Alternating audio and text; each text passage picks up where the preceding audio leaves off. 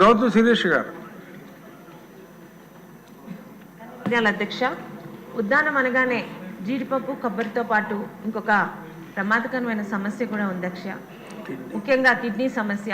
అయితే 2018లోనే దానికి చంద్రబాబు నాయుడు గారు ఆయన టైంలోనే అక్కడ డయాలసిస్ సెంటర్స్ పెట్టినా కూడా ఈరోజు కారణం లేకుండా ఒక్క కుటుంబంలోనే దేనికి కూడా తెలియకుండా మనుషులు 20 సంవత్సరాల నుంచి కూడా పిట్టల్లా రాలిపోతున్నారు అధ్యక్ష. 2023లోని జగన్మోహన్ రెడ్డి గారి ప్రభుత్వంలో అక్కడ ఒక హాస్పిటల్ అయితే పెట్టారు కానీ, ఉద్దానం కిడ్నీ రీసెర్చ్ సెంటర్ అని పెట్టారు కానీ దానిలోని ఈ రోజుకి కనీసం 73 మంది డాక్టర్లు అవసరం ఉండగా 17 మంది డాక్టర్స్ అంటే ఎన్నికలకి 4 నెలల ముందు ఓపెన్ చేసిన హాస్పిటల్ అధ్యక్ష.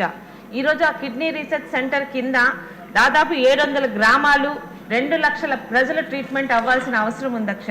కానీ ఈరోజు ముఖ్యంగా ఆ శాఖ మంత్రి గారికి విన్నపం ఏంటంటే, ఇతర హాస్పిటల్లా కాకుండా ఉద్దానాన్ని పట్టి పీడిస్తున్న ఒక ప్రత్యేకమైన కారణం లేకుండా ప్రజలు పిట్టల్లా రాలిపోతున్నారు.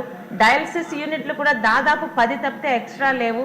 ఒకసారి ఆ కిడ్నీ రీసెర్చ్ హాస్పిటల్ మీద ప్రత్యేక దృష్టి పెట్టి దానికి కావాల్సిన డాక్టర్స్ని కానీ పంపించాల్సిందిగా కోరుకుంటున్నాం అధ్యక్ష.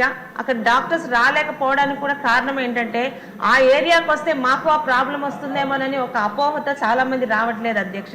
ఇతరత్రా కూడా ముఖ్యంగా కిడ్నీ రీసెర్చ్కి కావాల్సిన పెట్టిన తాలూకా దాని మెయిన్ ఉద్దేశం ఏంటంటే కిడ్నీ రీసెర్చ్ సెంటర్. అలాంటి రీసెర్చ్ అనేది ప్రభుత్వ పరంగా ఇంతవరకు అంటే గత ప్రభుత్వంలో ఎటువంటి ముందడుగు పడలేదు అధ్యక్ష. ఈరోజు ఒక NGO సంస్థ వాళ్ళు అక్కడికి వచ్చి రీసెర్చ్ చేస్తున్నారు కానీ అది ఎంతవరకు ప్రజల్లోకి మాత్రం వెళ్ళట్లేదు అధ్యక్ష. ముఖ్యంగా తదురు మంత్రి గారికి మీరు మా శ్రీకాకుళం వచ్చి ఒక్కసారి దాని మీద ప్రత్యేకంగా కలెక్టర్ గారితోని మీరు రివ్యూ చేయగలిగితే ఉద్దానం ప్రజలు మీకు అందరికీ రుణపడి ఉంటారు అధ్యక్ష. ధన్యవాదాలు అధ్యక్ష. సత్యకుమార్ గారు చాలా శ్రద్ధగా నోట్ చేసుకున్నారు. శిరీష్ గారు, మీ సమస్యకి పరిష్కారం దొరుకుతుంది. ఇప్పుడు సీనియర్ శాసనసభ్యులు కొనతాల రామకృష్ణ గారు.